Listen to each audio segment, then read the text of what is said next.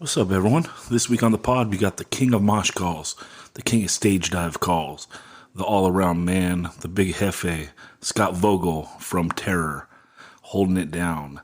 And so he's coming up. If you would like to support the podcast, please like, rate, and review wherever you listen to podcasts. Please take the time to give a little review. I like this pod, something like that. Share with your family and friends, and that is much appreciated.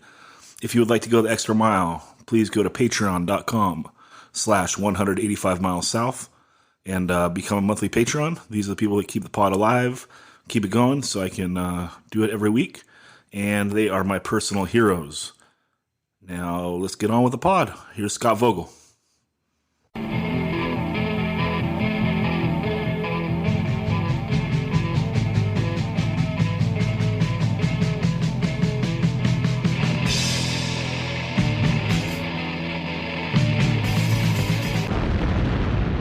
"185 Miles South", a hardcore punk rock podcast.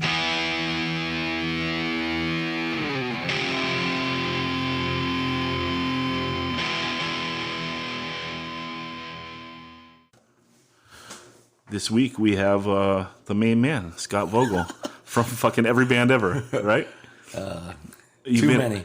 Thank you for having me. This is the most professional microphone, whatever this thing's called, setup I've seen in a podcast. So I appreciate you're that. Doing it big. Well, shout out to the Patreons who make it possible. Amen. Man, this shit could get expensive. Like literally, I could not do this right now if people didn't help out the pod like that. Because I got to come here and set up somewhere. This place is like I can't get a motel. You know what I mean? Like there's no space, there's no table, there's no chair. So it's like then I got to be in a little Airbnb and I got to spend like I'm $150 a night on the low end. And you don't want to feel like you're on tour, staying in some shitty motels. Yeah. I mean, so anyway, shout out the Patreons. We got Vogel this week. What's up, dude? Yeah. Not too much. Yeah. Just, we are in Ventura because Terror's playing a show tonight. We played one show yesterday. It's a short thing, so I don't have to feel like I'm in full tour mode, just vacation tour mode. Now I got a shotgun putting this out so people don't realize that I record things 7 weeks in advance. Oh, shit. But yeah. I just blew up the timeline? Nah, that's cool. That's cool. That's been like a successful move with you recently, right? Doing shorter runs? Because okay, so it's just a dude that does not tour. I haven't gone on tour since like 2003. I felt like you were like posting some this year, like your schedule is just daunting. Like you're posting something coming out all the time. And I think I texted you and I was like, dude, your schedule's fucking brutal. And you're like, well, it's all short runs. Yeah, I think we mentally and physically to do, like this is 6 shows, then we have a week off and we go to the East Coast for 10 shows. And then we have, let's say, 3 weeks off and we go to Europe for like less than 2 weeks. So to some people or your average band, that might sound like a lot, but to us, we used to do, I think me and Nick were talking the other day, and he told me one year we played over 300 shows. Good God. Which is fucking insane. I would not do it. You couldn't pay me enough to attempt to do that. I would not make it. And you played 299 of them wearing a fucking hoodie like an animal. I hope so. The other one, I took my shirt off completely to make up for it. But you're finding the balance. That's like important. I think we're not so young anymore, and to tour that much is fucking it beats you up physically and mentally. Like really being around people that much and staring at the back of someone's head in the van for 8 hours a day for a month. We did this last summer, July. We went to Europe for 3 weeks and then we came home for like a week and did 6 weeks with Stick to Your Guns in the U.S. And that's the longest we've done in a few years, and it was too much. Yeah. Well, I'm very happy that you responded that way, that like this is easier for you. Oh, and you're finding a balance because Terror can never break up. It's cool. Like, I couldn't see a Terror without Nick. I don't want to say me and Nick are more important than anyone else because everyone's very important. But I always kind of check in with Nick, and he's always like, I want to do this forever. I want to do this forever. I want to do this forever. So that keeps me knowing that we're in a good place. Yeah, and I think it's awesome because, there are a lot of long-standing East Coast bands that have lasted for a long, long time. And it's nice that Terror it's almost 20 years now. And in 2 years, it'll be 20 years. Yep. That's amazing. And what are the Hoods at? The Hoods have got to be pretty... The Hoods are there. Because I know Despair played with the Hoods, so they got to be 95-ish. Yeah, well, I think that the 7-inch on Rick to Life's label was 95. So, Jesus. Yeah, Christ. and then, and the Lone EP was 98. That was my favorite era. Shit. But I love all the Hoods shit. That first Victory record is insane. The era with Ben and Mario, that's great. They were so awesome. Yeah. Yeah, I mean, they still are. I went and saw them in San Diego a couple years ago. They played a bar, and it's fucking awesome. But it's kind of like, it's a different vibe. It was like kind of a party vibe. With Mikey singing? Yeah, because Mikey has like that personality. It's like a party personality. Crazy goofball. Yeah, you're going to have fun. It's infectious. Right. Where like, I mean, Mikey Hood, he didn't get the credit he deserved for being like a crazy guitarist. Like, he was awesome. I remember seeing him at Showcase one time, and there weren't that many people there, and I was standing right in front of him watching him. And he was fucking insane. Plus, he was like kind of like a pedal guy. And he was like dirt on this pedal and like dirt on that pedal. And I was like, this guy's like a serious player. Like, I don't think he ever got the props for that. But and an insane songwriter as well. So, all right, Hoods have done it longer. Good. But I would never want Hoods to break up either. Me neither. No. I'm glad they've done it longer. I love when I'm at a show or on a tour and there's someone fucking older than me. I'm like, thank God. Yeah, when did you start feeling that way, do you think? Old? It's like 28, huh? Fuck. Hardcore? I think that sounds about, if you hit 30 and you're still into hardcore, you're definitely old. Yeah. I mean, upper 20s probably too. Yeah. I turned 40 this year. And so that's different. That's not a good one either. No. I hope the 40s is as good as the 30s, because the 30s were great. But I do remember like there was a time, maybe early 30s, and like San Diego used to always have a bunch of house shows. And I would go because, I mean, Take Offense has been an amazing band for over 10 years also. And I just went to see him at some house, and it was like, literally like the parents are home. You walk in, and then everyone there was like 20. And I was like, I think that this is the end. It's like the end of going to house shows. Like, I was creepy. I think now sometimes, like, we always stay at hotels now just because we're able to, which is great. But, obviously everyone that knows touring, a lot of times you stay at people's houses. Yeah. I think now if we asked, like, if I was on stage, like, yeah, we need somewhere to stay, and some kid took us to his house, I'd be like same age as his parents. Yeah. Isn't that wild? It's so weird. Fuck that. How old were you when you got into hardcore? Oh, shit. Let's go with like 87, 88, 73, 83. So, like 15? Something like that, yeah. 15 and 88? Probably right before I started freshman year. Okay. And what grabbed you? So, I lived like outside of, so Buffalo's a pretty small city in the first place, but I lived with my mom and my two sisters like out, like, I don't want to say in the woods, but like past the suburbs in a little town, I guess you would call it. So what, 45 minutes outside? No, because Buffalo's so small. Okay. You can't even, I mean, you could probably get to Buffalo in 20 minutes still, but you're out. Yeah. But maybe let's say a half hour out of the city. But so at that time I was total jock. All I did was play basketball, baseball, football with my friends and like on teams and all sorts of shit. And I also was really into like Motley Crue, Rat, whatever, hair metal, I guess. Also, though, when I was young, maybe 5th grade, my mother's boyfriend at the time gave me Black Sabbath on vinyl from his collection. No, I think Black Sabbath, self-titled and Paranoid. He gave me both the records, which is super fucking cool. So that got me into also like Iron Maiden, AC/DC, stuff like that. So I'll take all this as I was on the right path. Sure. To insanity. Could you tell that stuff was better than Rat?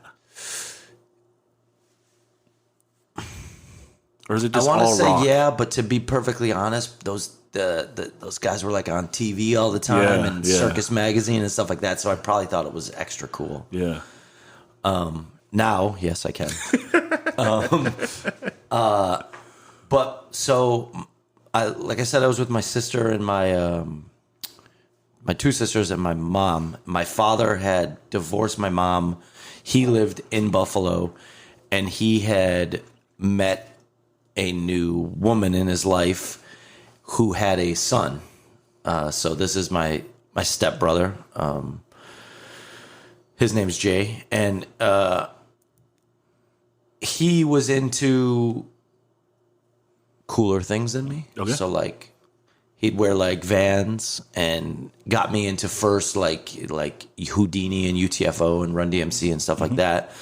And soon after that, so I would go and stay with them on the weekends or 2 weekends a month or whatever.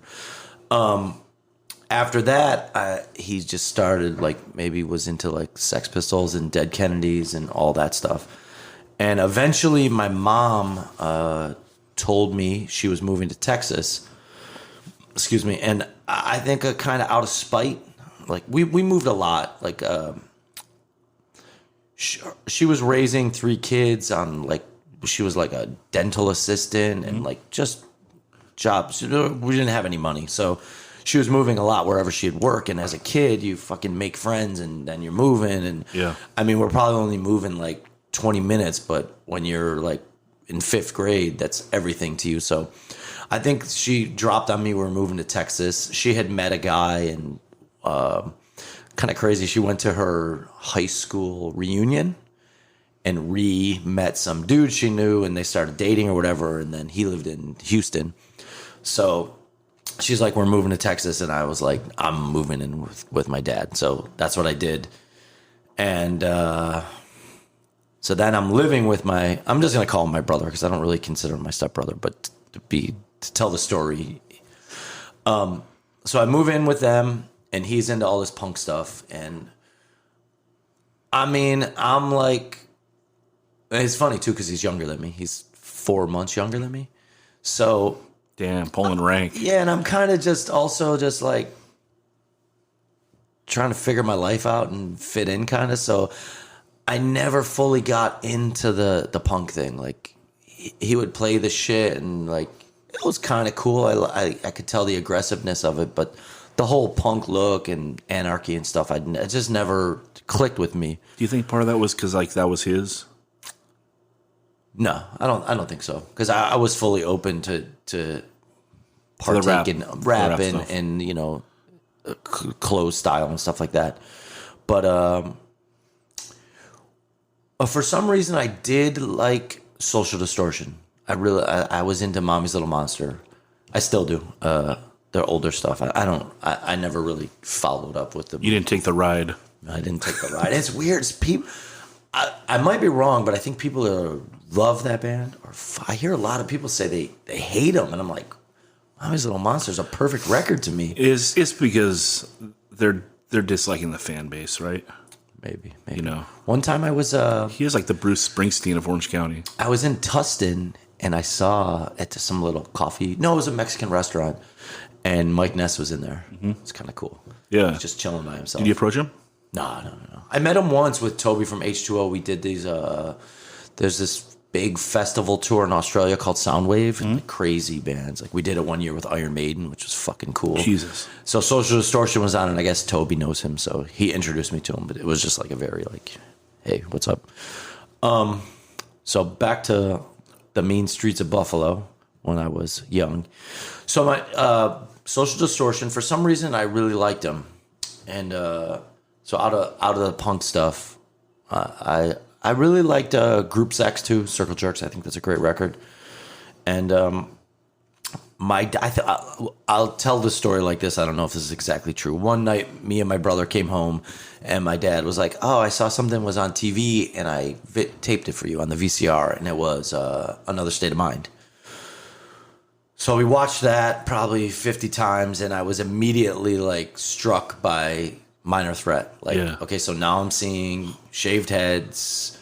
These guys are trying to be How small is that room they're jamming in? It's so rad. Cool. So rad. And I just got a vibe off Minor Threat that was different than the more punk stuff. And I'll say again, too, the next day I went out. This is all like could be true, could not be true. The next day I went out to the mall and bought the Minor Threat record with I think it's Ian's brother on the cover. Yeah. I don't. I'm not the hugest Minor Threat person. Well, if you get on vinyl, it's the first 2 7-inches. And Right. if it's a CD, then it's everything. Right. I got it on vinyl. Okay. And so I bought that, and I was in on that, and that was it. And Larry Ransom, a friend of mine who sang in a Buffalo band called Envy, and he worked at Rev and stuff. He saw me. He told me later when we became friends. He saw me buying that record, which is kind of crazy. That is wild. Does he still live here? No, he lives in Texas now. Oh, okay. Austin, I think. Yeah. It's funny. He hit me up the other day, like, so that label Safe Inside put out the Slugfest thing on cassette, or excuse me, on vinyl. Mm-hmm. I think CD too, maybe. I can't remember. And then Terror just recently put out our demo on cassette because we realized we never put it out on cassette. Yeah, it came out CDR and then 7-inch. And he saw that and hit me up and said, I want to put the Slugfest thing out on cassette. And I was like, okay. Yeah. I don't care. Cool. Just send me one. Yeah. So, so that was it. Yeah, so from Minor Threat, then what grabs you?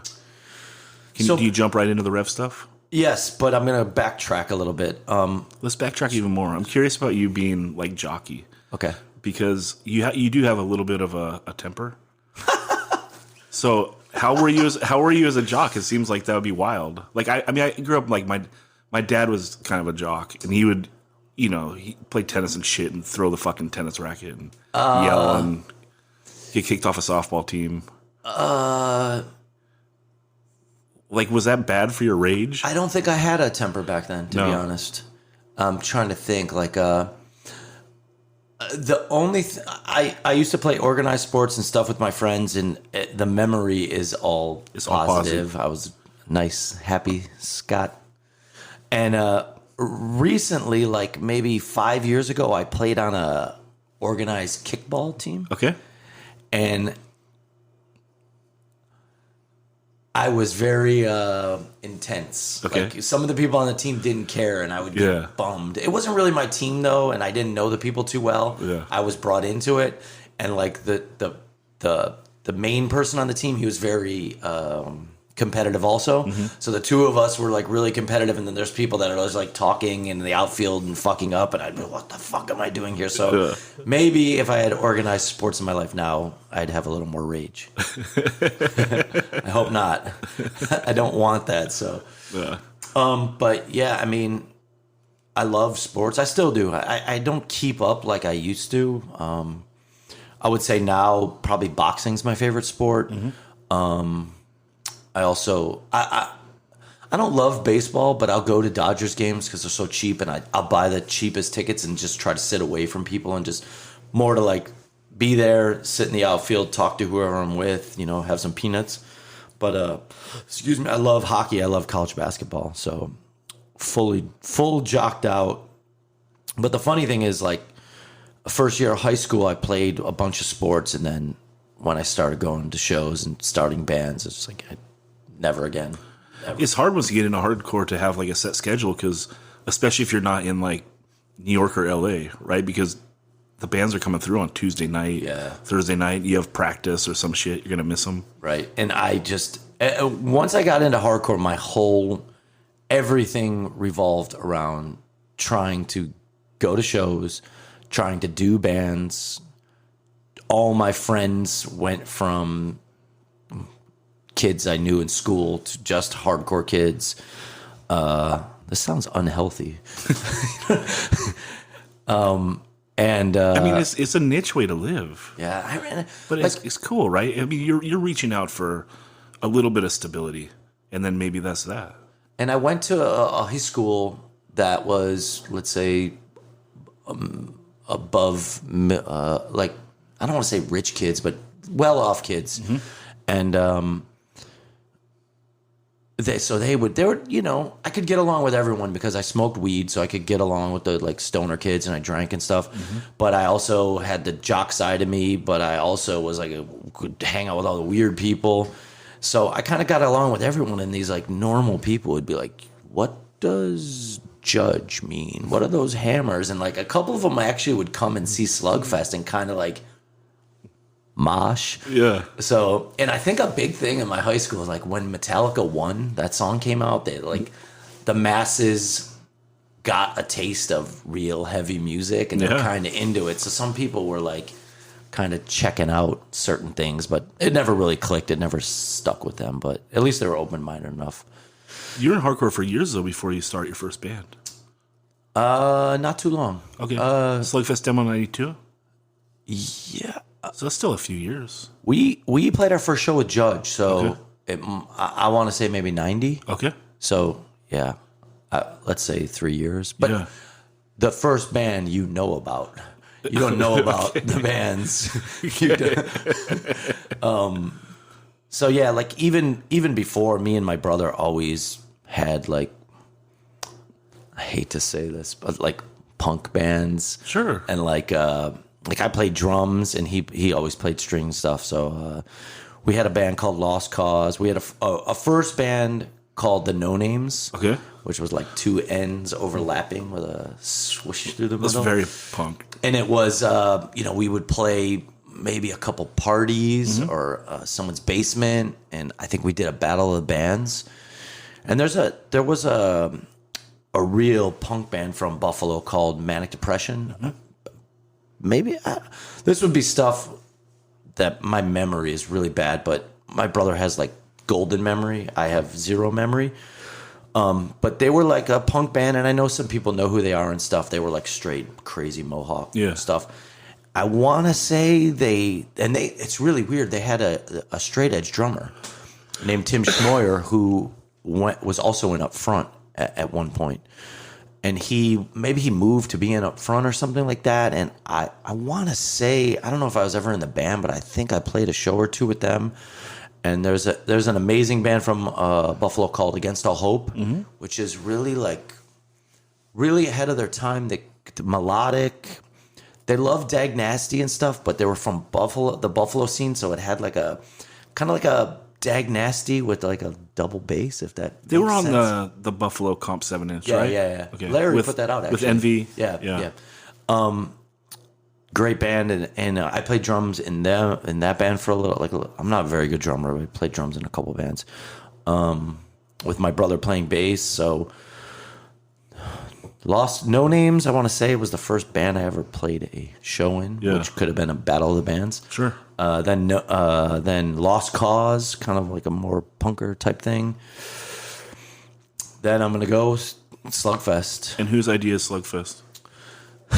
Slugfest starts with me and my brother going to the River Rock Cafe, which is like my CBGB's, the place. Like when I think of my heyday of finding hardcore, it's the place every band played. I saw Rest in Pieces there. I'm going to try to come up with some really cool ones. I saw Turning Point there, Judge a couple times, Sick of It All a bunch of times. Social Distortion played there. Yeah. So many bands. Describe the club. Is it like a 300 cap then? 400 cap? I'm going to say, knowing what I know now, legally, it's just a bar. It's like an old shitty Buffalo house on the corner of two kind of major streets in a place called Riverside or Black Rock, and it's just an old house that you walk in the door and straight into a bar. Which, funny enough, is the first time I ever went there was like maybe even '86 to see the Dead Milkmen, and they played in the bar. I don't know if they had the main room yet, but so this was a tiny show, and that might have been the first show I went to. Dead Milkmen, maybe, but so then if you made a right, then there's the stages to the back, and I'm gonna say legally, I feel like there were shows with 500 people there, but it was probably 220 packed illegally. So I'm going to say it's with the bar, maybe a 200 cap room. Yeah. But I could be wrong. And how big was the stage? Just the right hardcore. The 30-inch stage, the perfect stage? And there was a pole. Okay. So people would use the pole to their advantage. But it was amazing. So we would go there all the time as much as we could. You know, this is still, neither of us had a car. Neither of us had our license. So it was get a ride from someone, take the bus somehow, because we're living in the suburbs. Luckily, my dad drove by there on his way to work. Mm-hmm. So sometimes he would drop us off on the highway and we'd walk down. So we'd go there all the time. And the guy that I think his dad owned it, his name was John, and he was like the sound guy and did everything. So we'd be there all the time. Like we'd go to any show we knew about, and I don't know. I want to say maybe we asked him if he knew anyone that wanted to start a band, or I don't know. But basically, we started the band with him. So we're 15, 16, 7, I don't know. And he's like a man. And if anyone finds the earliest like lineups of Slugfest on video, it's bizarre because it's me, young as shit, my brother, young as shit. We had this dude from our high school, just like this metal guy that's kind of weird, but really cool. And then this man on drums who owns this club. And this is why our first show was Judge, because he could put us on whatever we wanted. That was a brilliant move. It wasn't because we were so good. It was because we had the hookup. And we got to practice there, which was really cool. Brilliant move. So, and he brought his friend in the band whose name is literally Fuck 'em, like fuck 'em all. Yeah. And he used to wear this shirt that said Fuck 'em, and he's like this big gut, long hair dude. Yeah. So that's the earliest Slugfest. I think we have a demo called Build Up, I think is the demo, and those two played on that. Okay. So the very first Slugfest demo they were on, we recorded it there, probably through the soundboard at the River Rock. And who's songwriting? Your brother? Fucking anyone who could, I guess. Yeah. I don't know. I don't know. Did the first song sound like Slugfest?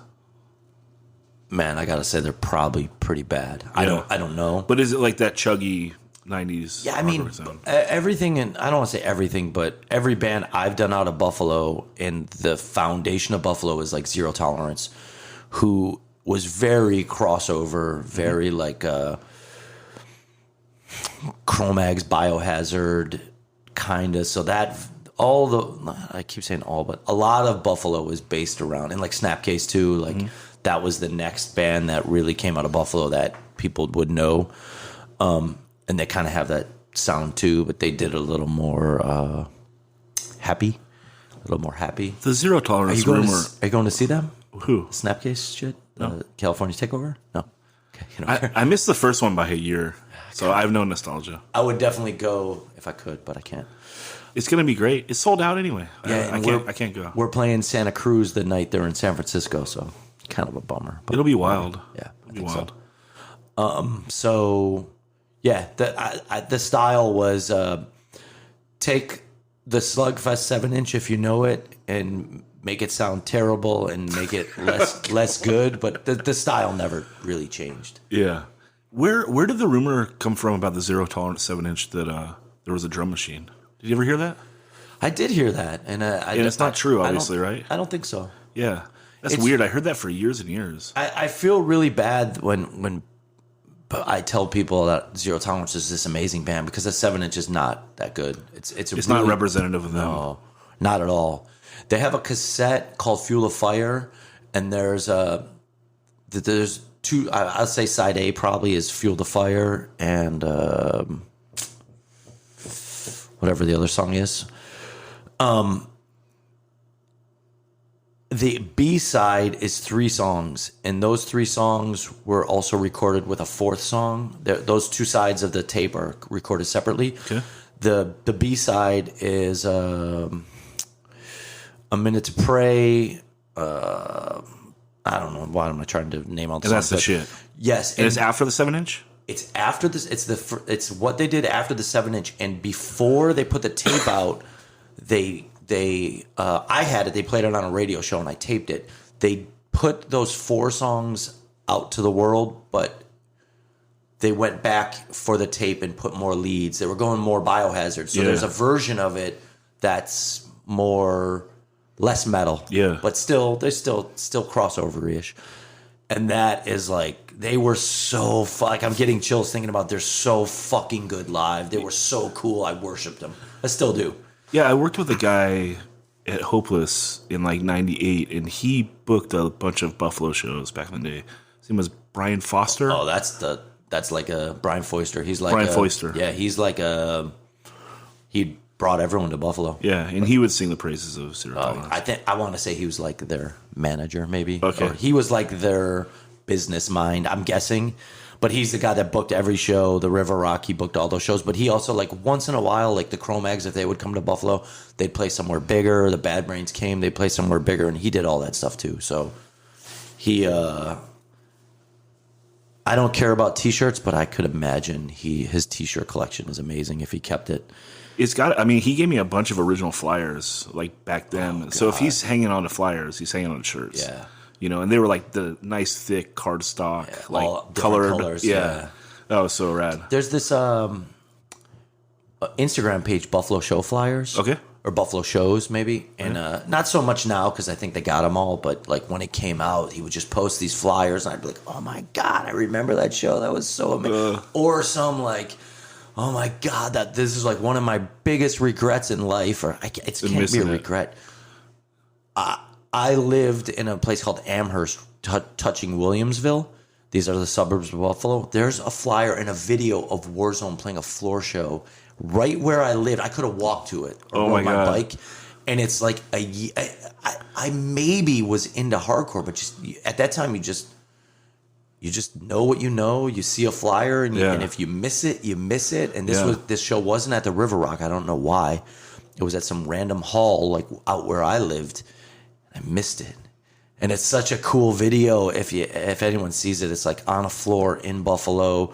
I think Civ's like with Warzone as a roadie, and he's moshing, and there's Rabies is obviously in the crowd because there's no stage at all. So it's a fucking bummer. Yeah, I never got to see them. They the one time I would have been able to see them, they were going to play Santa Barbara at the spot called the Underground. It got like shut down.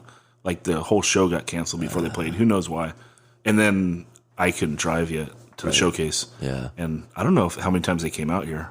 I don't think that much. They did something with Strife in the business, right? I think that was That might have been that. That might have been that in '96. Cool. So, who knows? Did you ever see Cannibal Corpse? Yeah, back then and now. Yeah.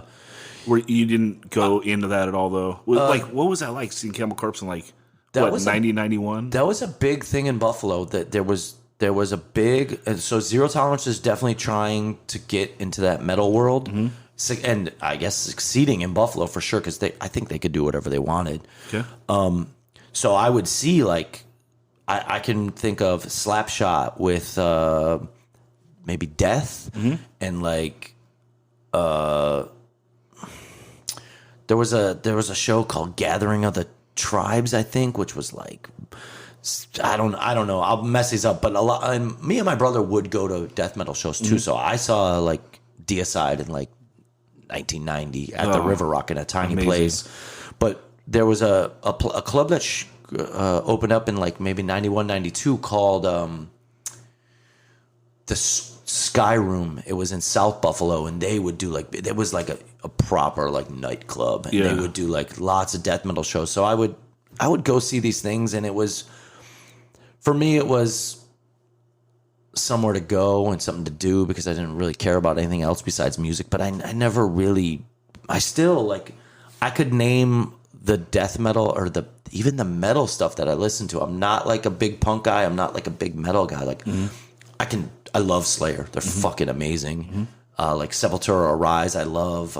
Some old Metallica stuff I love, and like Behemoth, I really like. We did this Sound of Revolution, or no, Sound of the Underground tour with them, and they were super cool, and they're just so heavy, and their vibe is so crazy. It's like I couldn't avoid that. But a lot of the metal stuff, like Jordan and Terror, loves Obituary, so I'll like once a year try, and it just it's a lot of the vocals, a lot of the music does it for me, but if the vocals are too high or too weird or something, it just doesn't do it for me. Yeah. Like certain things like Sepultura Rise, it's like so heavy. Yeah. And those vocals are kind of hardcore-y. Yeah, and when they slowed down, like the stuff after that, it kind of lost me. Like I kind of got that like tribal new wave vibe. Except Bruce, the mosh part is ridiculous. On the song?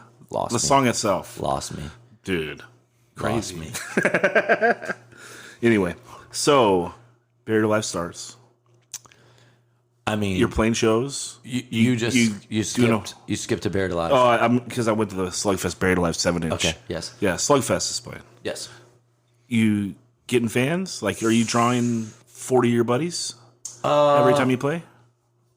Yeah, I mean, Buffalo had a great scene. So there was, Slugfest was in an era where shows were all like, I don't want to say all shows, but like it seemed like every show in my memory, going to every show was kind of full. But that only means 100 to 200 people. That's solid though. They're booked in the right club, so it's full. So, I mean, Slugfest.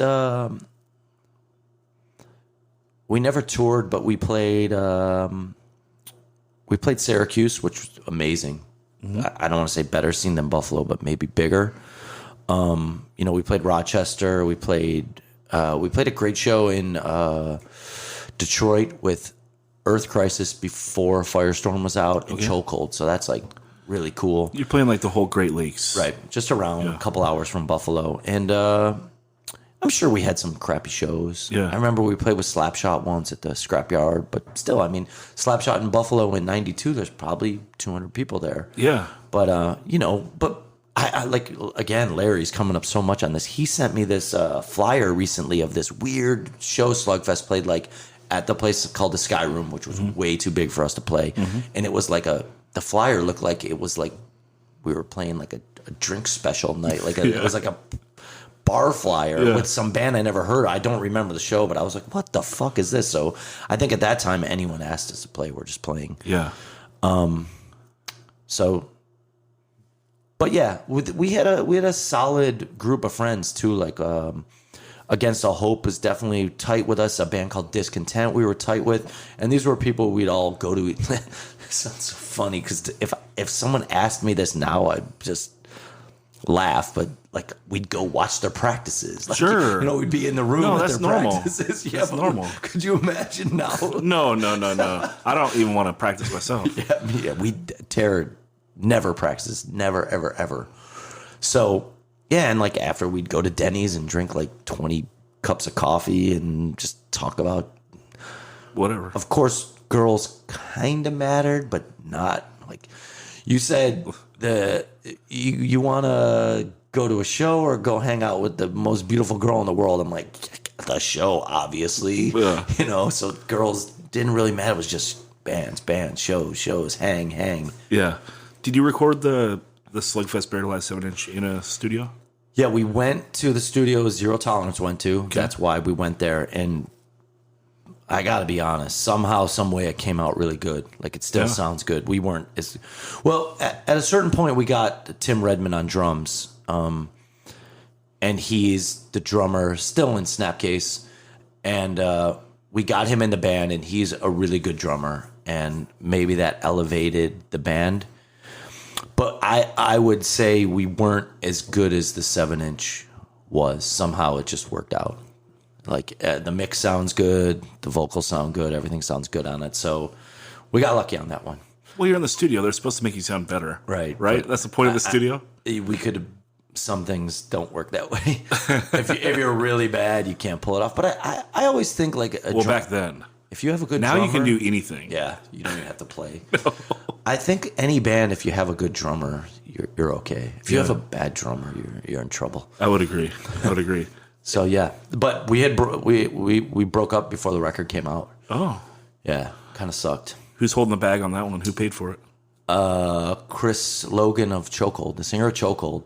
Him and the guitarist, they did a label called Structure Records. I think they put out a cassette sampler, the Slugfest 7-inch, and the Bloodlet 7-inch. So kind of cool. But We got stuck holding 500 Slugfest 7-inches? I think he probably got rid of them still. But I mean, he probably pressed 1,000. Maybe it took a while. But that was when you had like those distros and mail orders. Like I would just any ad I saw where it looked like the dude had short hair and jumped, just send him $3 and see what came in the mail. I know, $3 postpaid. How about amazing. that?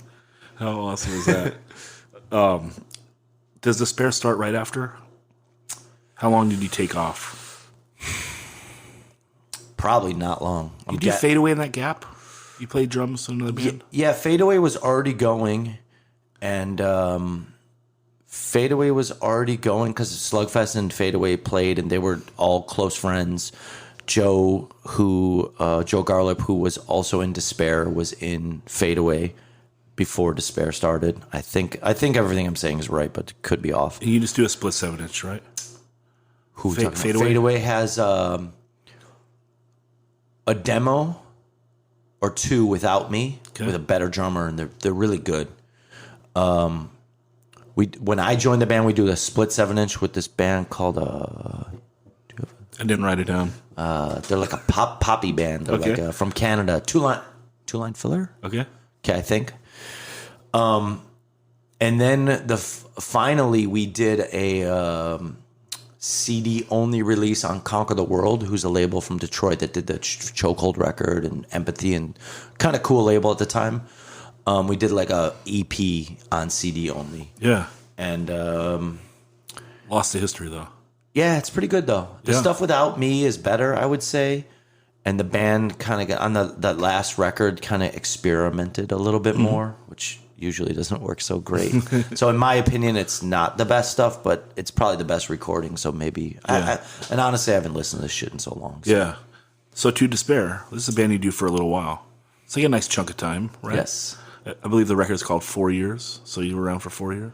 Yes. The Burt record? I figured it out, yes. Yeah. I was looking for a title, and I don't know how I came up with that brilliant idea. 4 Years of Decay is what you call it? Something like that, Yeah, that's a good title. And it's cool. I mean, it's so sick that Burt's putting out records. Yeah, I mean, he just hit me up. I knew him from San Diego. Yeah. And he just hit me up, and I think he asked about the Despair thing. Mm-hmm. And to be honest, Despair is my least favorite band that I was in, like main bands.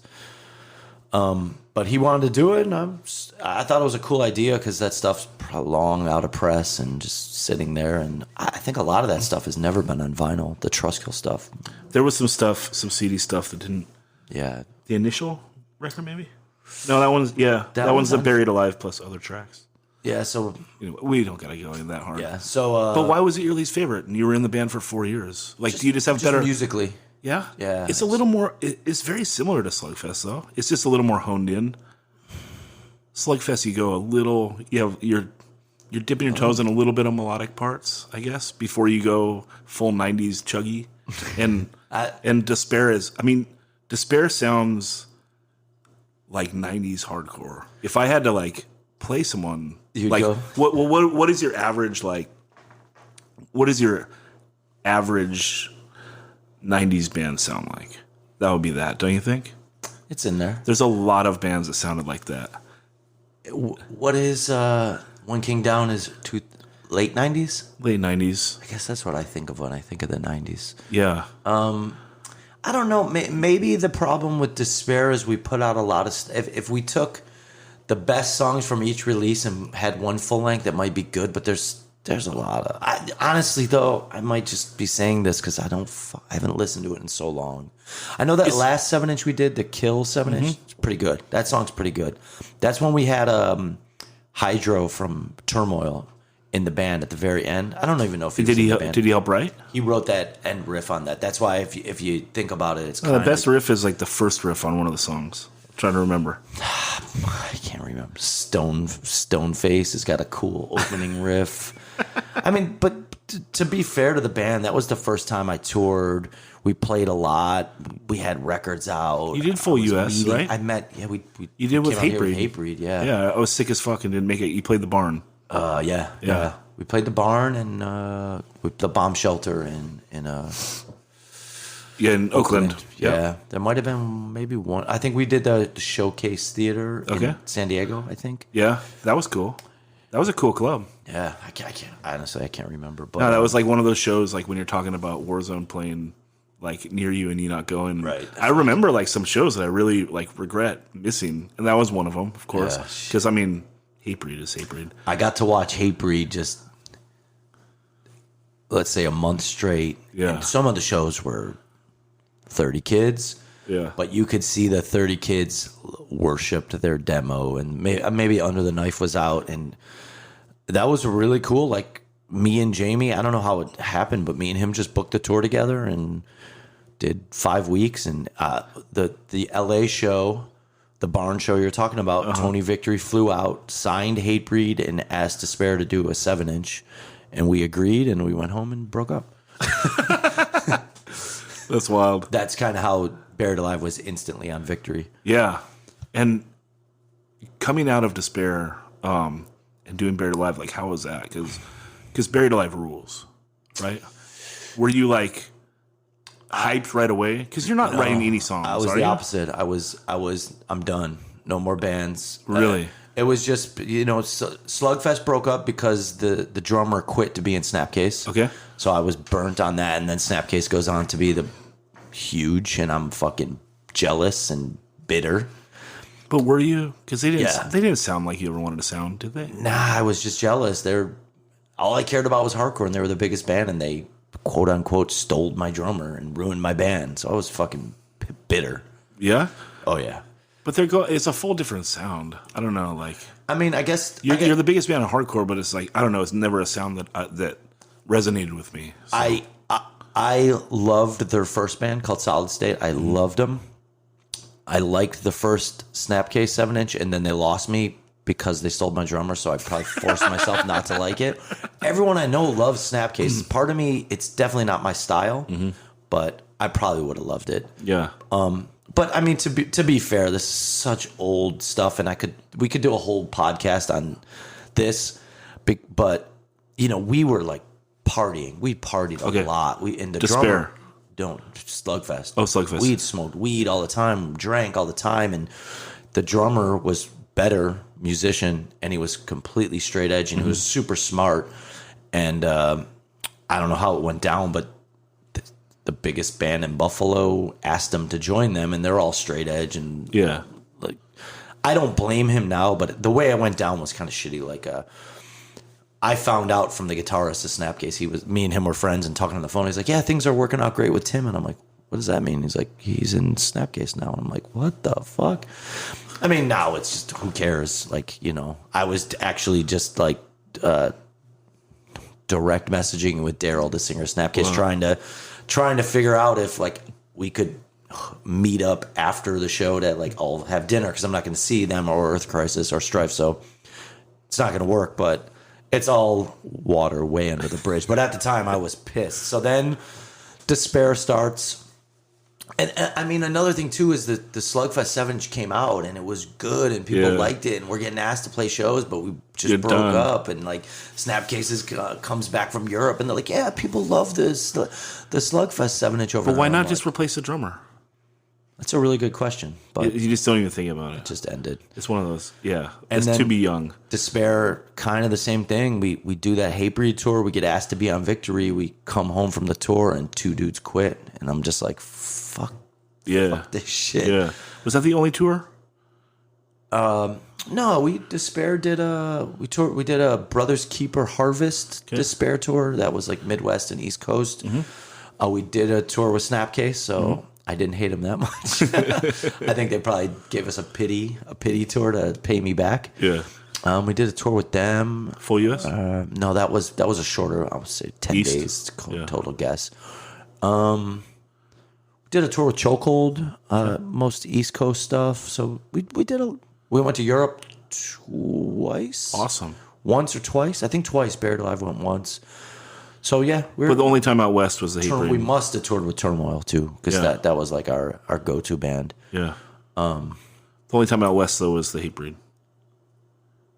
Yes, I think so. I think so. Okay, so Despair breaks up and you don't want to do anything. So who sucks you into Buried Alive? Despair breaks up. My girlfriend that I'm living with dumps me. She dumps me because I'm too into hardcore. All I care about is my band, and but your band's done. It's perfect time. It was like I want to say it was all in the same week. Like, yeah, that's a confusing message. Yeah, that she's sending. Well, she might have even dumped me on the tour and moved out, and I came home to an empty house. The band broke up. I got the sick ass record deal from Tony Brummel that's going in the garbage. So I'm like bummed, and I'm broke. And I'm living in this apartment by myself, and I just remember like I was kind of being like a bummed, like I don't want to say depressed. That sounds kind of extreme, but so Buried Alive starts, and it's the original drummer of Despair, Jesse. And he had quit Despair, so I kind of had a grudge against him. Like, so obviously I'm just bummed on people that quit bands. So they start. This is gonna sound funny again, and I would go to their practice because I started hanging out with Matt, the guitarist, a lot. Okay. So he was like my friend, and we would like drink beer together and whatever, smoke weed, and so I'm hanging out with him. So I was like, come to the practice, and they're asking me, be in the band. And I'm just like, no, I don't want to do it. And honestly, the sound is a little bit more metal / noisy than I'm used to. But eventually they broke me down because the songs are so fucking good. I was just like, this shit is, and the drummer is so good, but I didn't want to be in a band with him, but eventually I just agreed to do it, and it started. Yeah, it's a very honed in sound. It's definitely living in a post-Satisfaction world. Yeah, it was like Satisfaction with noisy shit, you know? Yeah, but very honed in. Like, all the songs are under 2 minutes. Maybe if Turmoil fucked Hatebreed and had a baby, I think that's kind of what it is. Yeah, that's pretty good. I think it's interesting, though, because, you know, do you agree that Satisfaction is, like, the biggest game changer, or no? Like in all of hardcore? I mean, it's like in my lifetime. I'd have to think about it, but it's definitely a 100% changed everything in hardcore. But I mean, there's other ones too, like the Integrity would be a huge game changer. Yeah, Earth Crisis, both before my time. Can't speak on them. So yeah, I mean.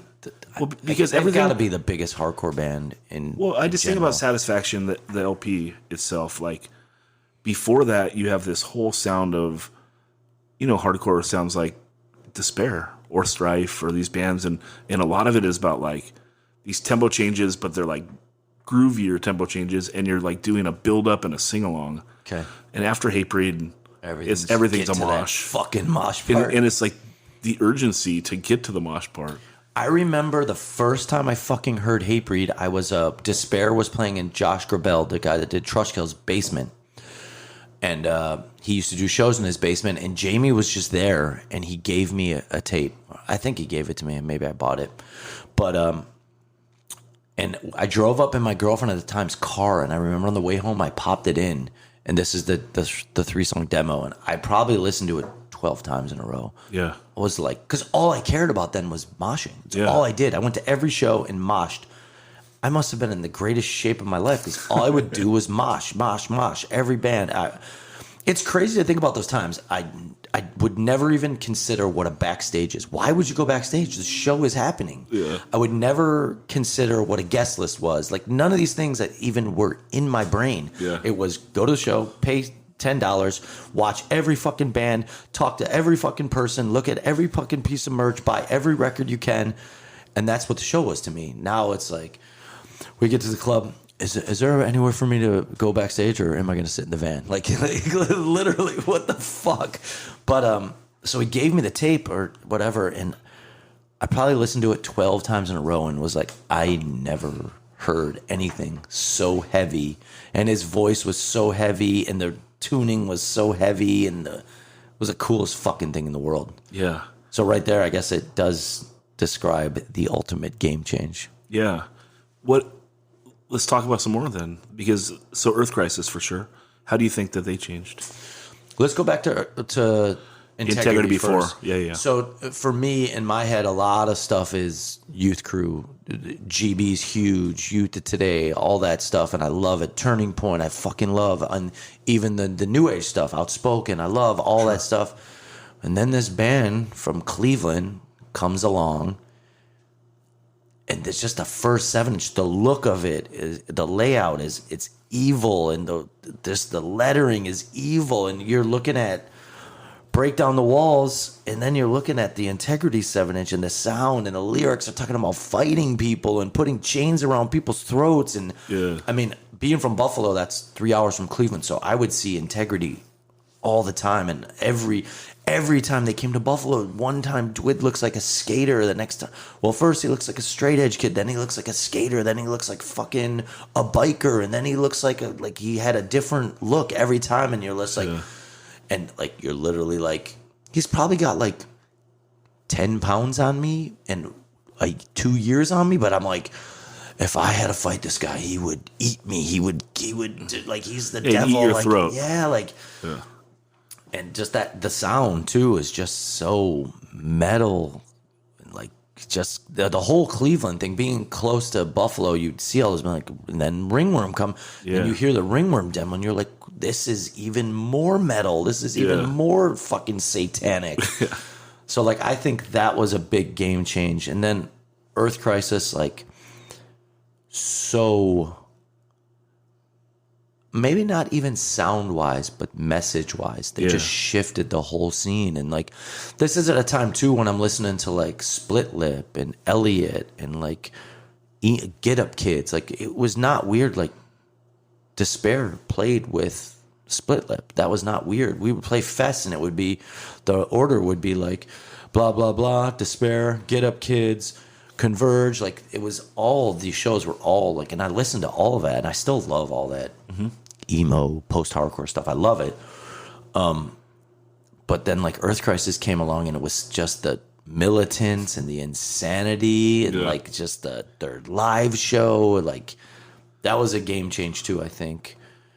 Just how serious they took it. Yeah.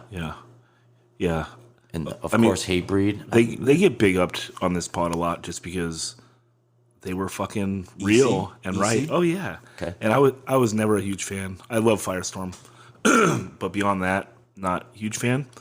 But just the fact that like they got so much shit for the stuff they believed in, and they're still all straight edge vegan. It's exactly. Fucking awesome. They were right. Going to see. It's weird how like Syracuse became this mecca, which Syracuse was 2 hours from me, so I would go to shows there all the time. This is when I don't get kids now. Like, we announce a tour, and people are like, "You're not coming to Cincinnati? We're in Dayton. Get in your fucking car and have that road. The road trip is the back. That's one of the pillars. That's when the road trip. I know. It's when you bond and listen to music. And I know, but everyone has Spotify now.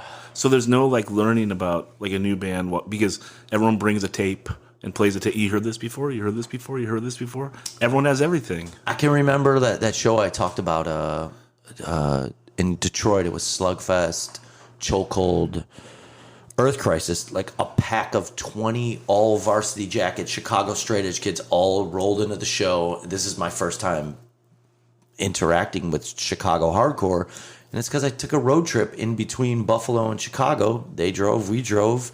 Yeah. And it's just like, I would go to shows everywhere. So Sarah, just what I was getting at is like seeing Earth Crisis in Syracuse in their like heyday was unfucking believable. How many kids? This is the Lost. Have you ever been there? The Lost Horizon? No. Okay, it's a club that's been around for fucking forever. It's pretty big actually. It's like kind of like a smaller nightclub. I would say a good show, packed 500 kids. They sell it out, so you don't really know how many kids. You can't move, and every kid there is a hardcore kid from head to toe. And is there to go the fuck off and sing every word. Yeah. It's just fucking amazing. Yeah, the Path of Resistance LP when it came out was awesome too. Yeah, we played their first show. How many did they do? A New Year's show. I mean, they even went to Europe at one point. So, but there was a shit ton of bands in the '90s that went to Europe and never came to fucking California. crazy, huh? Yeah, I mean, like I never saw Slapshot until like 2 years ago. You know, They came to Buffalo a lot, so some of the Slapshot show. If you ask me, what were the most dangerous shows you ever saw? Slapshot in the 1990 in Buffalo, like a lot of scary people there. you guys say crazy mix of everyone, huh? Yeah. Yes. I can just remember certain things that are just bad things. But you're in the mix. You're not a wallflower.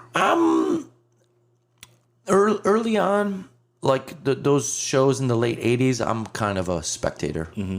Maybe like a local show, like Solid State, the early Snapcase show. Then I'm the pit is mine. Yeah. But when it's mean people, I'm kind of like too young to dare. So Yeah, fair enough. I mean, this all early 90s. That's all I did.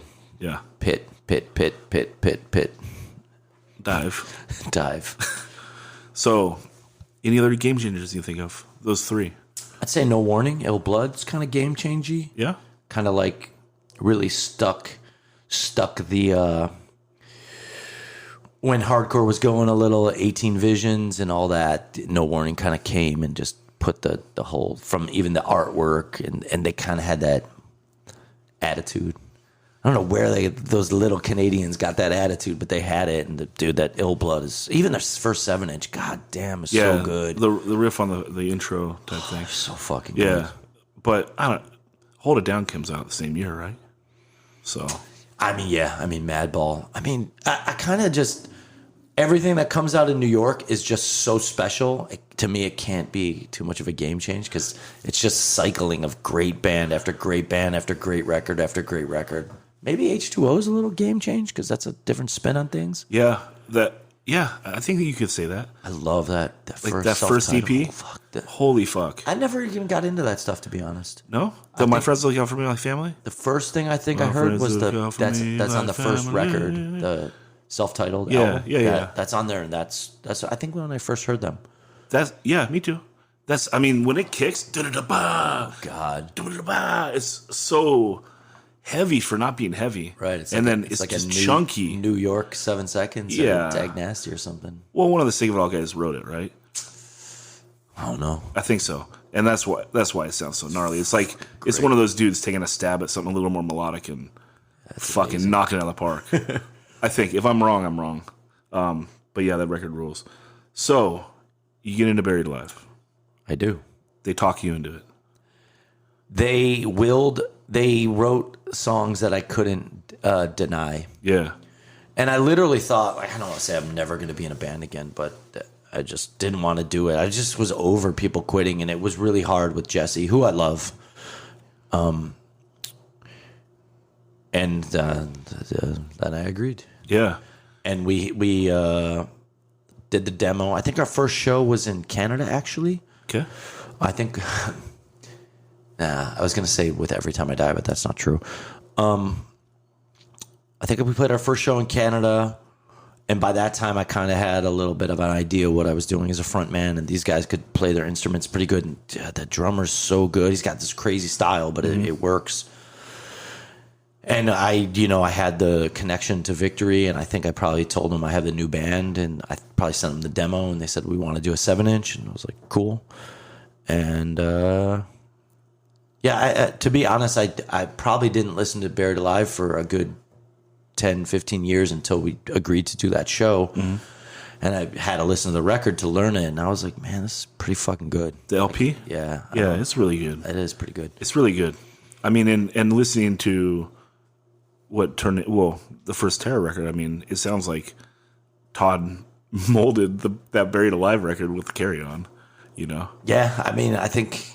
if we're gonna go to Terror, I want to do a long dive into Terror because I think that your origin story has been done a fair amount.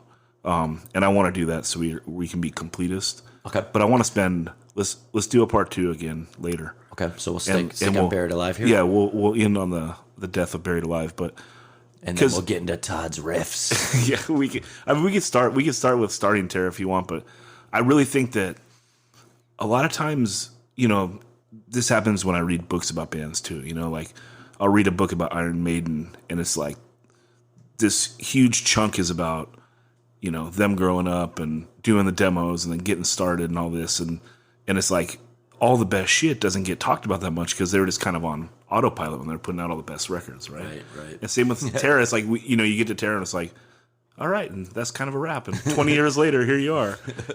I would like to go into the records because I think that they're really interesting when you look at the discography, and I think that Terror's a band that gets really, really taken for granted sometimes.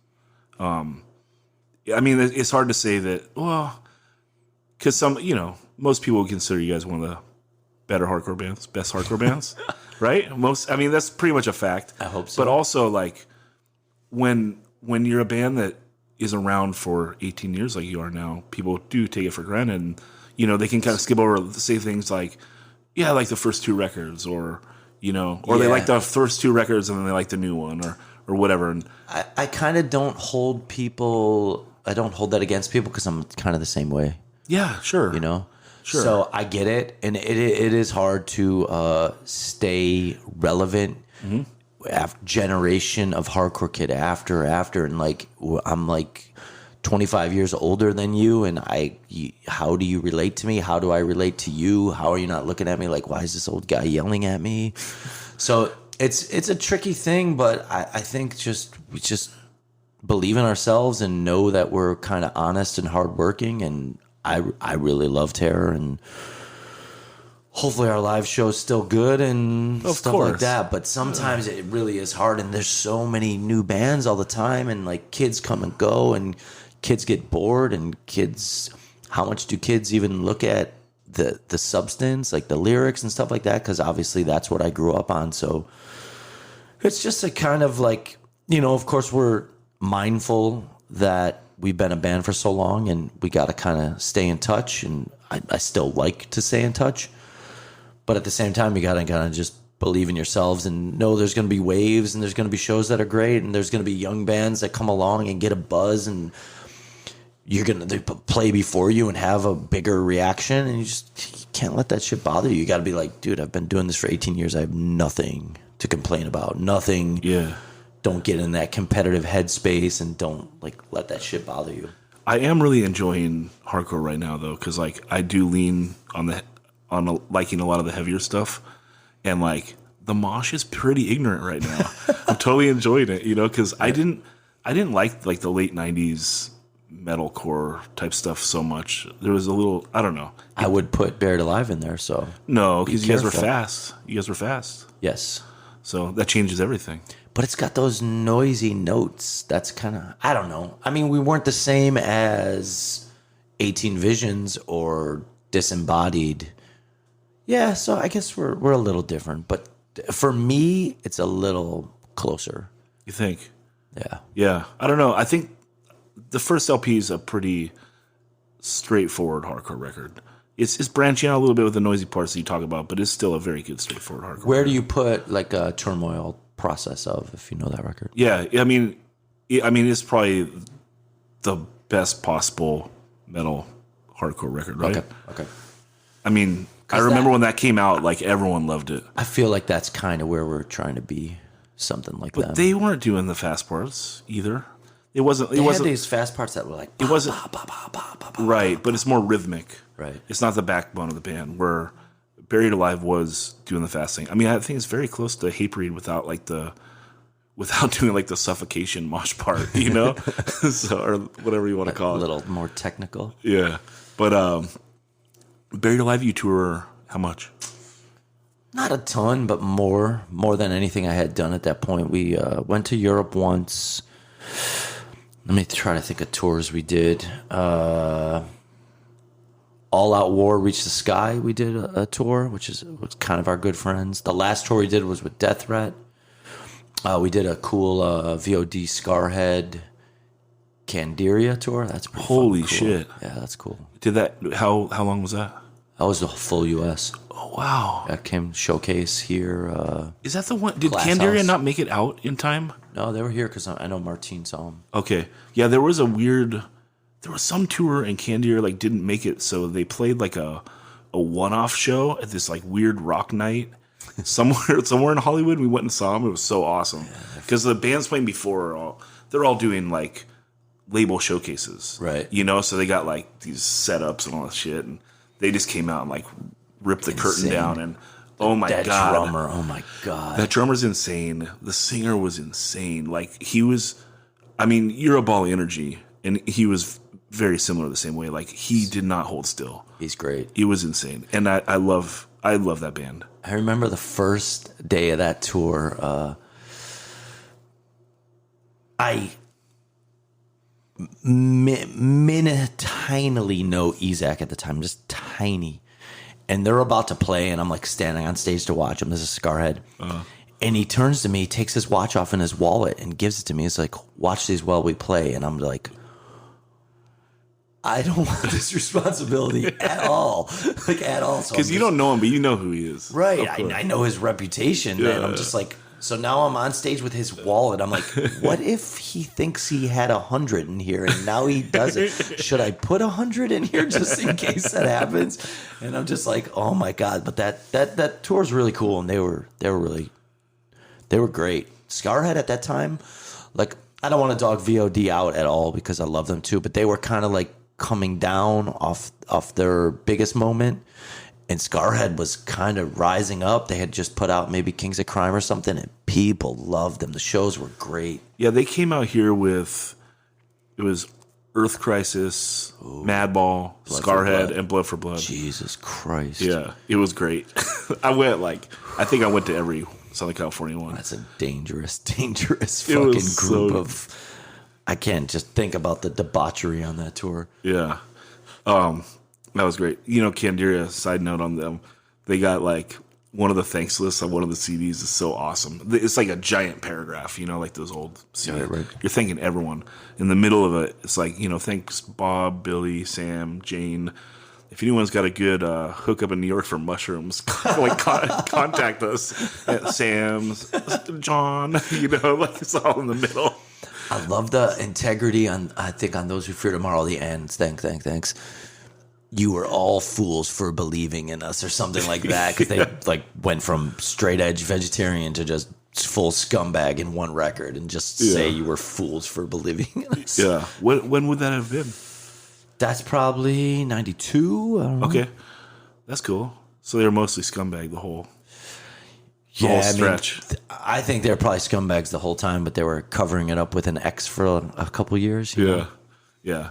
You love the whole catalog. They're an interesting band. Integrity? Yeah. If you had to ask me right here off the spot, I'd go Those Who Fear Tomorrow was my favorite.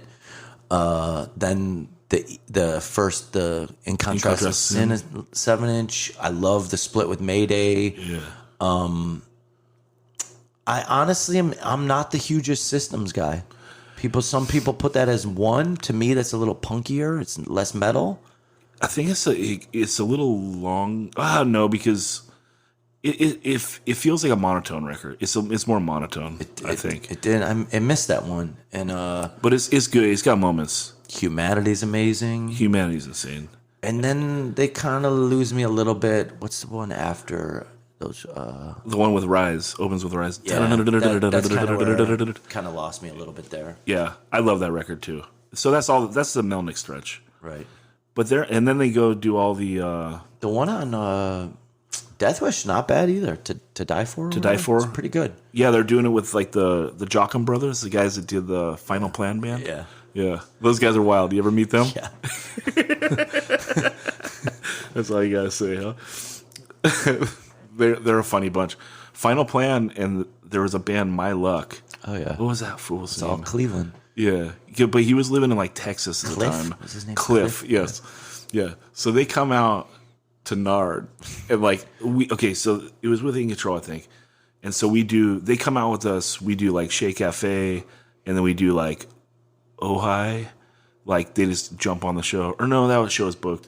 And then like they got a week off, and then like I booked them Ojai again. Like they fully came out to the West Coast and had 2 shows. They had booked. a beach week, and Yeah, they had a beach week, and then fucking played one more show. Oh, it's hilarious. They're a great group of guys. That's great. Yeah. That's how tours should be. I know. Play a show, have a week off, play another show. If you can afford it, right? But they were staying with Ryan, so it was all good. Do you remember playing Oxnard with Buried Alive? What's Zone? Something? Laser Zone? Star? I mean, kind of. I don't remember it specifically, but I can kind of remember it. You don't remember when we met, Scott? That's fine. I'm bad at memory stuff. No. It was with All Out War, I think. Yeah, it was that tour. And Reach's guy. Yeah, it was like a night off, and someone was like, they got to book a show. And I was like, oh, cool. I was like, I'll do it. Nice. But no guarantee or nothing, because Nard was dead. Where, that was 99. Was there trying to be a guarantee? No. No one approached me. I think maybe the Burden guy got at me. Like they linked up, the Canadian band. Yeah. And then like, I want to say like Committed was in town too from Cleveland. Jason Collins. See, I can remember some things. Yeah, and then I want to say like Committed was on the show too, like from Cleveland. More like Cleveland. It's so fucking random. I was like, okay, everyone's getting paid $20, but it was a fun show. $20 wasn't bad back then. No, it's pretty bad. It's pretty bad. Well, for a last minute show, fuck it. Yeah. But I mean, whatever. But yeah, dude. So at that point, with those 3 bands, let's do your 3 hardcore bands. Okay. We're not counting Fadeaway as a hardcore band. They're a little more melodic. No, they're definitely a hardcore band. Yeah? 100%. I mean, I'd say they sound like Strife. Oh, word. Oh, yeah. I never heard it. Oh, so forgive me. Not melodic. Okay. Of the 3 you sang for, what's your favorite at this point? At that point or at this point now? At that point. Or at this point. I would probably at that point like to think each band got better. Yeah. So I would probably say Buried Alive. Yeah. And it had a weird breakup too, right? You're like 3 for 3 at that point? That was a really weird breakup, actually. Does that second record, it comes out after you're broken up, it gets tossed together? That second one? That was some... we were talking to Matt Henderson about producing our next record. And we went to a studio in New York and just demoed some songs. So that shit is not... It should have never come out. Yeah, we demoed some songs, and when we broke up, Victory just put it out. That's why the layout is just a fucking live photo. Like, the only thing Victory told me they were putting it out, I was like, please don't. They're like, well, you owe us money, and we're putting it out to make money back. And I said, just at least let me write out the lyrics. So there's at least a lyric sheet. So yeah, that's not a real record. That's just demoed stuff. And the band broke up weird. Like, I don't want to dog anyone out. Like, I just think the band was changing, and I was kind of the same. And the last tour we did, we booked a tour with Death Threat, a full U.S. tour, and they had canceled going to Europe to do it. And I knew I was going to quit the band on the tour. I knew when I got home I was quitting. That we had kicked out our guitarist, Scott Sprigg, and I didn't want that to happen. So it was just kind of going in a direction I didn't like. I didn't want to fuck over Death Threat, so we did the tour. The day I got home, I quit. The last show we played, it was in Buffalo, a crazy snowstorm. So it was a really small show, probably like 50 people, because it was bad. I quit the next day. I packed up my shit, and I picked up my girlfriend in Chicago, and we moved out. Actually, we moved to Arizona first. Yeah. So I definitely owed an apology to those guys. It didn't go down a good way on me, but the band was in a bad spot. When we were in Europe right before that, the guitarist and bass player were like having fist fight in the streets somewhere, and it was just not good. And my girlfriend lived in Chicago at the time. I was in Buffalo. We decided when the band was done, we were going to move here to somewhere in California we didn't know. And on that tour, my friend Mark, who still lives in Arizona, he's from Buffalo. He got some money from he got hit by a car. So he had some money saved up. He moved out there. I don't want to put his personal life out there, but he moved out there with a girl. Some shit went down, and she moved back, and he had just bought a brand new house. So he said, on your way to, like, I didn't know if we were going to move to the Bay, Southern California, San Diego. We just knew we wanted to move to California. So it was like, come and stay with me and figure it out. So we lived with him and then made a couple trips out here and decided on LA. And actually, that's not true. Terror decided LA because I was done. I was like, I'm never doing another fucking band again. I don't fucking care. Yeah. I was in Arizona for, I don't know, 6 months, going to shows. This is like the 18 Visions era. Mm-hmm. You know, and I like all those people and stuff, but that wasn't really my vibe of music, and I was just done. And so then the Terror thing started. Yeah, then you hear Carry On. I do. I hear Carry On and fucking Larry. Dude, I got to text him after this. Larry, I went and stayed with Mandel on our trip to L.A. with me and my ex-girlfriend, mm-hmm. and he gave me a No Warning Carry On tape, Life Less Plagued, and the No Warning 7-inch. He's like, I think you're going to really like this. And it was fucking great. Both those fucking bands are great. Yeah. And then, so I'm like hearing this new band to me, Carry On, but they definitely weren't new. But to me, that was the first time I heard them, and I was loving it. And then I got this phone call from John LaCroix. Hey, I'm starting this. I heard you moved to the West Coast. I'm starting this band with the guitarist and drummer of Carry On. I'm like, fuck, do you want to be in it? And I'm like, fuck.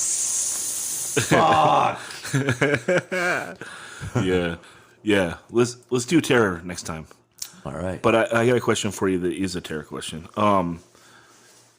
So you weren't that like, you were bummed, but you weren't like angry about the second Buried Alive, because Terror does a Victory record like 10 years after that. Is that something you talked about when before Terror did the record with Victory? You like, like, I mean, we're talking the Live by the Code record. Yeah. I don't exactly remember, but I was more bummed because like it just wasn't good. Yeah, like it was just like, and people heard it. No one knows. This isn't when you have Instagram and you can write, "Hey everyone, this record is bullshit. Don't support it because it's just it's just demos. If you want to hear the demos, get it." But we went from a really good recording to this fucking demo that they threw out, and people thought that was our second record. Yeah. But to be honest, like, just to be completely honest, Terror signed a 4-record contract with Century Media. We did the Damn the Shame, Keepers of the Faith, and after Keepers of the Faith, Century Media was great in Europe. That's why we signed to the label. But in the U.S., they literally did nothing for us. That whole Keepers of the Faith thing was Reaper and Terror really brainstorming and just being really proactive. So after that, we recorded Live by the Code, but I wouldn't give it to Century Media. I was like, you have to license it to a different label in the U.S. And I think they got so frustrated with me, they sent it to Victory, and Tony was totally into it. And I was just like, anything is going to be better than Century Media. Yeah. Well, that was a way better answer than I was looking for. That was really interesting. Yeah. And I kind of was like, maybe Tony will really get behind the record. And he didn't. Like, not to dog him out, but just Terror doesn't sell tons of records. So we're never going to have this big label that's going to treat us like we do, you know? Yeah, well, I mean, Victory had turned into a whole different thing by then anyway, right? At least I had a relationship with Tony, and I knew he was fucking crazy, and I knew he started the label out of his bedroom, and I loved his old bands, and I could text him and be like, I'll see a picture of him playing a show like from 1989, and I'd email it to him, and he'd write me back. So we had that like personal relationship with Century Media, and I'm not trying to dog them out at all either, but like it was just dudes. Yeah, how about you say whatever you want about Tony Victory, but you put up only the strong comps. Yeah, fuck that 7-inch is insane. Then like that like mid-90s one with like Warzone on it and shit, sick. And then that 99 one is super underrated. I think, isn't Buried Alive on that? That was it maybe only the strong 3? Yeah, the hoods are on the 99 hoods, Built to Last, and Victim. Yeah, No Innocent Victim. Yeah, that's kind of interesting. Cool. Do you have an opinion on Christian hardcore? Like does it belong in the scene opinion? Yeah, I just your general thoughts on it. Like, I'm kind of curious, and you don't have to answer if you don't want. It's it's just with you bringing up NIV. Yeah, it's a weird thing because being like devoted to a god doesn't really play into what hardcore is to me. Mm-hmm. But I'm also mature enough to think if something helps someone be a better person in this fucking crazy world, if they genuinely have a faith in some sort of God or something, and that helps them to get through life and be a better person, then I'm kind of for it. But there is very bad examples of what it's done to people too, so I see that side of it. I don't know. There was a time where you would catch me saying what is and what isn't hardcore and who belongs and who doesn't, and this band's fake and that, but I'm kind of like past that. So the only thing that kind of weirded me out was like they had their own clubs and their own labels, and they kind of like took the essence of hardcore and made their own scene that was Bizarro world. Yeah, and it was also very... It was I wasn't allowed there. I've given my life to hardcore, but I can't come into your show. Yeah. And I can't say the word fuck in here. Yeah.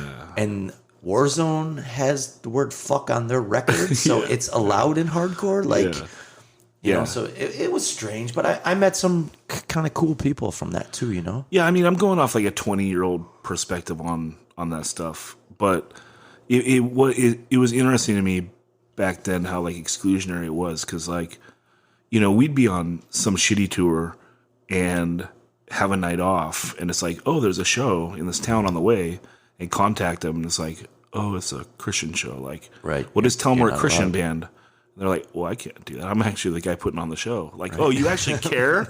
Like, well, fuck you then. I don't know. That's weird. That's weird. And they kind of had advantages too, because they had labels that would just put their stuff out. Yeah. And like, I bet the church would lend them their van. Yeah. Like all this shit like that. It was weird, and they'd have like that built-in following. Yeah. Like, so I don't know. That's always just been a weird thing to me. You'd have these bands that would play for like, and they would call it secular and non-secular tours. I think they would say. What, really? Yeah, like we did tours with what was that band? This is Terror, War of Ages. They're from Erie, PA. And they would, I think that's the word they would use. They'd be like, yeah, so we're doing a secular tour with these bands and then a non-secular tour with these bands. And like, just weird. Yeah, that's all. I mean, it's just weird.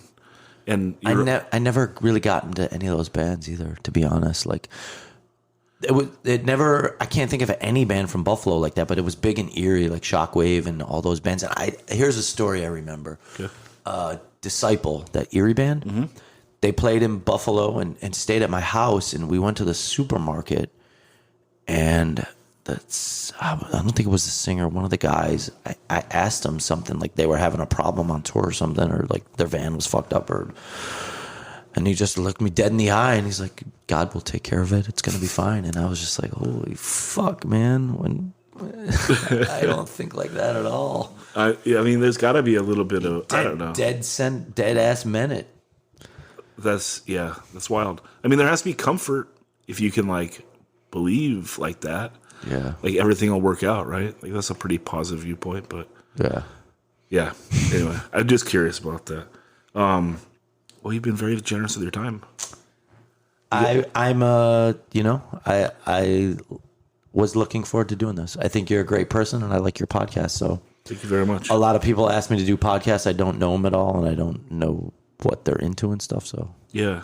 I want to pay Terror the proper respect of doing like a nice long thing, because I think that I don't know. I mean, is it weird like knowing that you're in like a perennial band? Like if people were gonna objectively say top 50 hardcore bands of all time, you're on everyone's list. I don't know if that's true. 50? 50's huge. I don't know if we'd be in there. Okay. I mean, New York alone's got like 1 through 20, right? Yeah, but not. Let's say it's not favorite. It's important. I think you're on a top 20 then, objectively. Well, if we are on one person's list or everybody's list, I totally appreciate it, and I think that's one of our how we've been able to stay a band. We're still just kind of humble, and we've had our moments where we had a touch of ego and things like that, but it never got out of hand, and it never got to like, why the fuck are we playing this? Why are we playing this? We'll still play a basement. If we got asked to play a basement show somewhere or a house show, we'd do it. If we could, we'd do it in a minute. Like, we never lost that. Like, no, you're still a hardcore band. Yeah. I mean, like that's all it is, right? I mean, and so there's something about Terror, like you bridge a lot of gaps, I think, which is kind of like it's funny. We just played that fest in Louisville. Okay. And I met. We're doing a tour coming up with Magnitude. Okay. And we're doing a tour with One Step Closer in the summer, I believe, who are two bands I kind of like right now.